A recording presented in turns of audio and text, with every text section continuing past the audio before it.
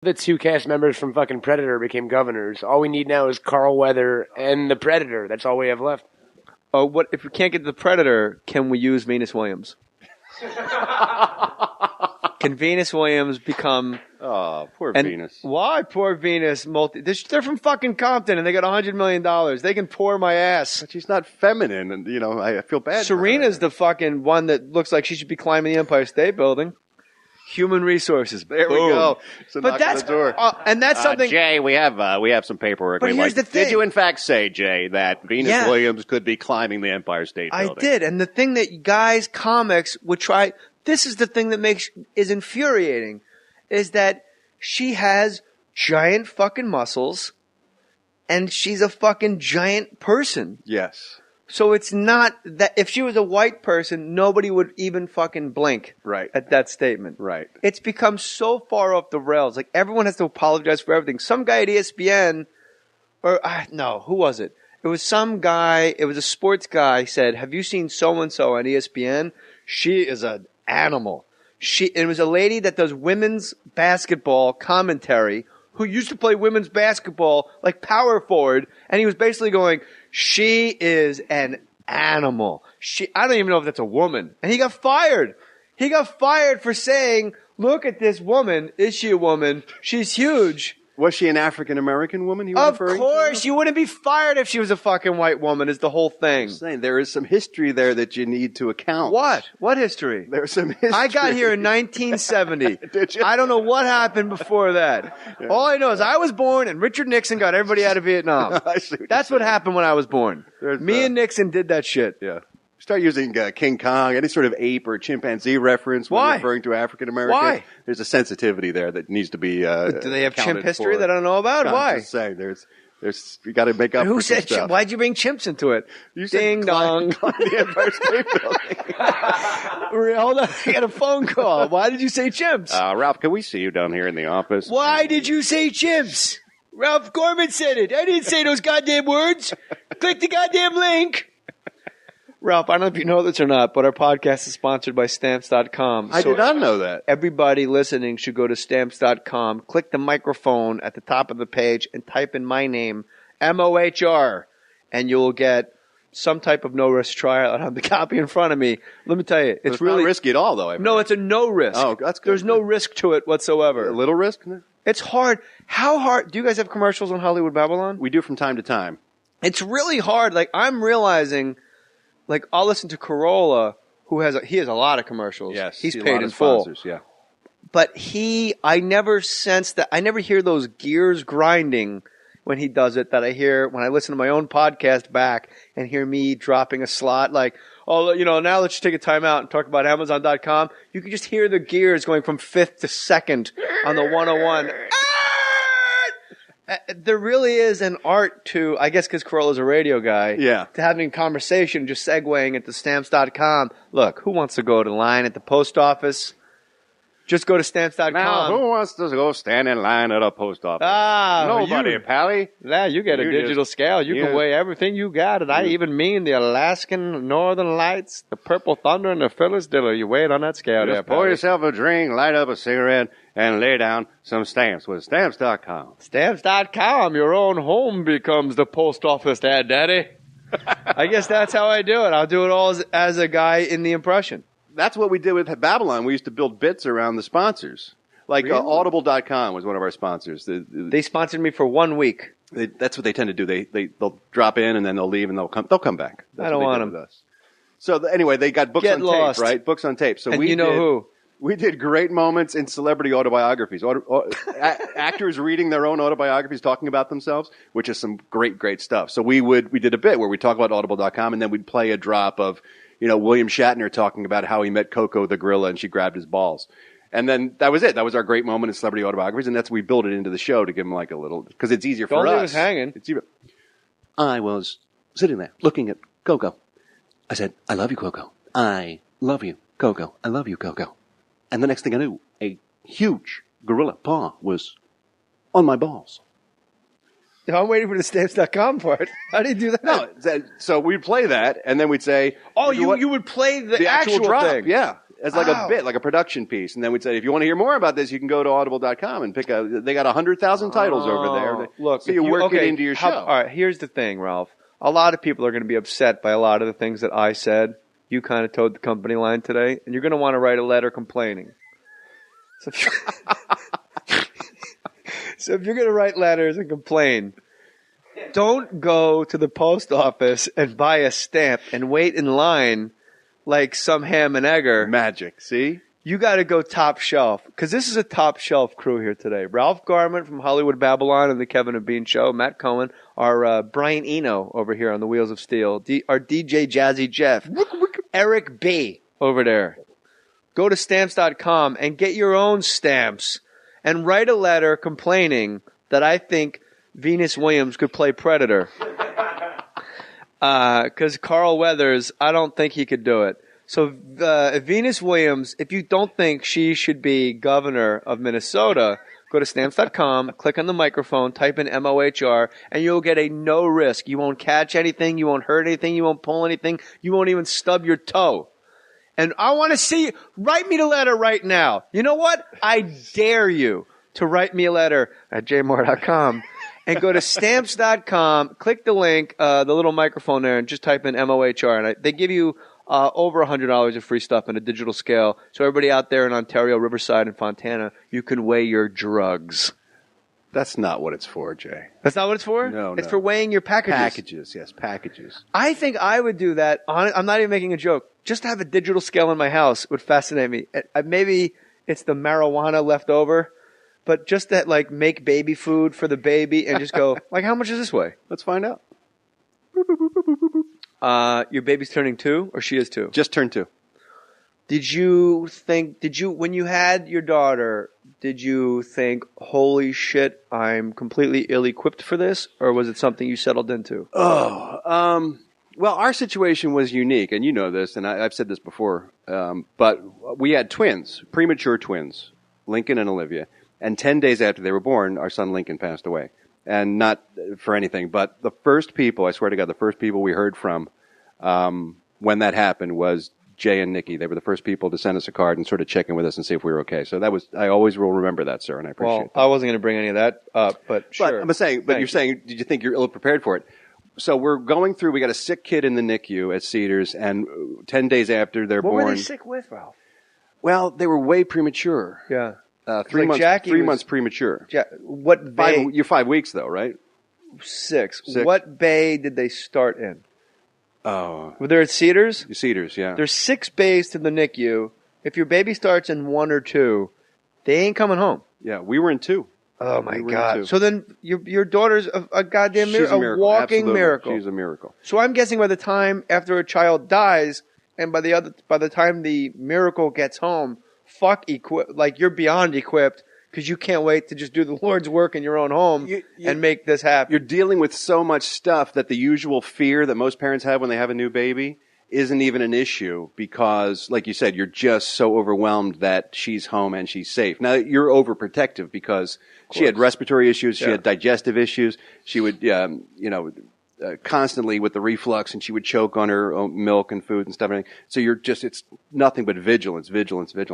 But there's so much you're dealing with inside and in the relationship and all. It was messy, but 2 years later, everything's wonderful, and we worked it all out, and it's great stuff. But and she's completely healthy now? Completely healthy. She's terrific. She's smart. She's talking up a storm. Do you remember going to the NICU? No, every day. She was in the NICU for over 3 months. So she's like, the last 3 months of her gestation was spent in that hospital. We were there every day, all day long. And Lincoln was there for 3 months too? No, he was there for 10 days. Oh, he was there for 10 days. He never made it out of bay number 2. No. And were they under? People don't understand when you go, and I hope you never understand. Absolutely. You're visiting your child in a neonatal intensive care unit in a hospital. And I got to tell you, the people at Cedars-Sinai, I'm going to get choked up saying this. I don't know if there's anybody that does their job. They're protecting 1-pound babies and getting them healthy. Like, how do you pick that up? How do you put an IV in a 1-pound baby? And they do it, and they switch it out, and they pick a different part of that itty bitty foot to keep the IV going. They feed your baby with a tube. And you just show up. And they told me early at the NICU, they said, I said, no one's even near my kid. And they told me, that's great. You don't want anyone near your kid. When you come here and your kid's in an incubator and they got that sun lamp over him and he's wearing his little stupid sunglasses because he's jaundiced and orange and tiny and no one's near him, that's great. If you come here and there's a lot of people around your baby, not good. Yeah. You want to be left alone. You don't want the buzz. You want them just resting and eating. That's all they need to do. So I'm guessing Lincoln had a ton of people around him all the time. Yeah, they both did. She was the sicklier of the two initially. That was the one they were worried about. And then he took a turn for the worse with something what they call NEC, which is necrotizing enterocolitis, which is basically an infection from the intestine. They're not really sure what causes it, but it's a devastating infection of the intestinal tract that invariably leads to sepsis and spreads throughout the body and stuff. So he actually had a perforation in his intestine because it wasn't perfectly formed yet when he was premature. So he got sick so quickly. From the point they started to recognize what was happening, 24 hours after that fact is when he was gone. I mean, but there were teams and teams of doctors working around the clock doing everything they could. It was remarkable. Like you said, the work those people do there. That's one of the reasons they're one of the charities we give to with the April Foolishness show that we do, because I was just so impressed by the work that they do there, and they really are. It's like watching angels, you know. Do you dream about him? Sometimes, not as much as I used to, obviously, but sometimes. We've got it's weird. When you dream about him, is he that size and is he ill? I dream of those moments. I dream of that time. I've never had that dream where, hey, Dad, where he checks in with me and everything's cool. You know, I'm still dealing with that stuff, I think. But it's weird because I only knew him for 10 days, you know, and it was in such a weird kind of hit and miss way because you can only take him out for a little bit. You do that kangaroo care, you know, where you hold him close and then put him back in the plastic with a nurse box. right on your shoulder, like support his head, watch the IV. And they've got all these, you know, tags and wires and stuff connected up to him. So wrapped in aluminum foil, like Brando. Like Brando wearing a little white wig. You fucking made that twice as funny. Thank you. I was trying to let everybody off the hook for a moment before we dive back in. It's not easy to make a connection, but it's remarkable how strong that period of 10 days still is in my life, you know. My son, I remember when I would go to the NICU, he started in NICU bay number 3. And then when they go to bay number 4, you get this crazy hope of like, oh my God, like he's getting better. Like when your daughter goes from 2 to 3, you go, now we're cooking. Mm-hmm. And 3 to 4. And then by the time they're in 6, they don't even have glass over the incubator. No. They're all just laying out on wooden tables like they're at the deli and they're just fucking meat on that paper and they can just throw their own shit like apes. Like nobody, see, there's nothing bad. Human Resources doesn't call there. See, that's because they're our babies. They're throwing their shit. How about that? And I remember there was a baby next to my baby with the exact same name. And I don't want to say the last name, but a name that out of privacy of these people, I don't want to get fucking sued. Right. But they lost their baby. And the last name was almost identical to Mohr. Mm.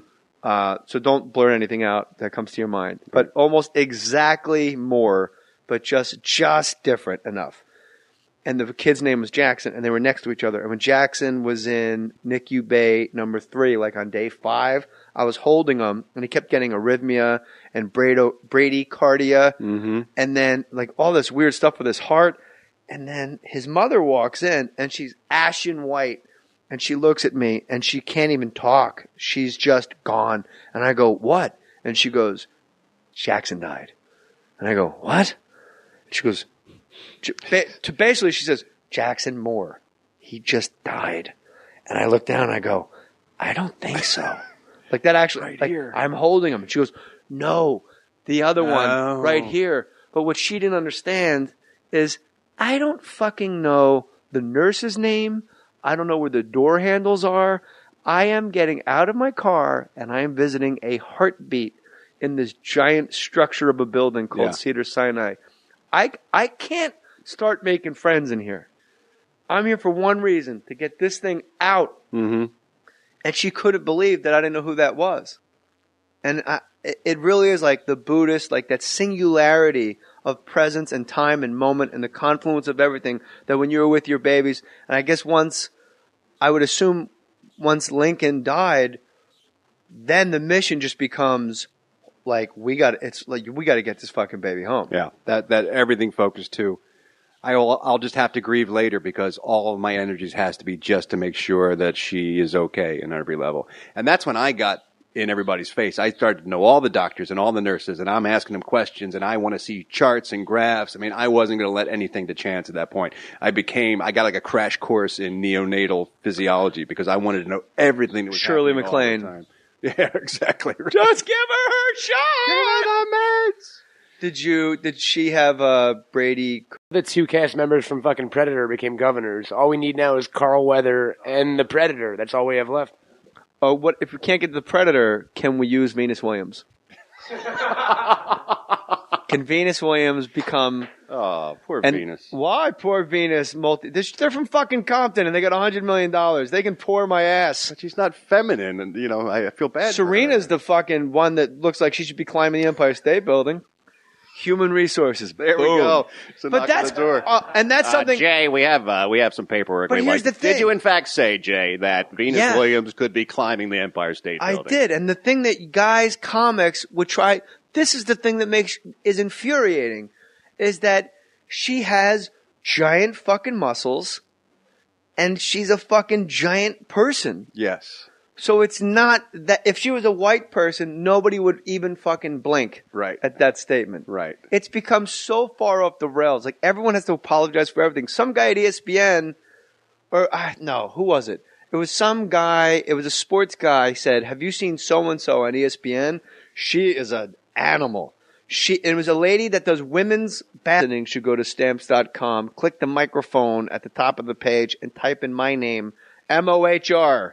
And you'll get some type of no-risk trial. I have the copy in front of me. Let me tell you, it's really not risky at all, though. No, it's a no risk. Oh, that's good. There's no risk to it whatsoever. A little risk? It's hard. How hard? Do you guys have commercials on Hollywood Babylon? We do from time to time. It's really hard. Like I'm realizing, like I'll listen to Corolla, he has a lot of commercials. Yes, he's paid in full. Sponsors, yeah. But I never sense that. I never hear those gears grinding when he does it that I hear when I listen to my own podcast. Ian Nixon did that shit. Yeah. Start using King Kong, any sort of ape or chimpanzee reference when referring to African Americans. Why? There's a sensitivity there that needs to be do they have chimp history for. that I don't know about? Why? I'm just saying, there's you got to make up. Who for said stuff. Why'd you bring chimps into it? You said Ding dong. the Empire State Building. Hold on, I got a phone call. Why did you say chimps? Ralph, can we see you down here in the office? Why did you say chimps? Ralph Garman said it. I didn't say those goddamn words. Click the goddamn link. Ralph, I don't know if you know this or not, but our podcast is sponsored by Stamps.com. I did not know that. Everybody listens to basketball commentary who used to play women's basketball like power forward, and he was basically going, she is an animal.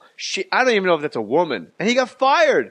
He got fired for saying, look at this woman. Is she a woman? She's huge. Was she an African American woman? Of course, you wouldn't be fired if she was a fucking white woman. Is the whole thing? I'm saying there is some history there that you need to account. What? What history? There's some history. I got here in 1970. Did you? I don't know what happened before that. Yeah. All I know is I was born and Richard Nixon got everybody out of Vietnam. That's what happened when I was born.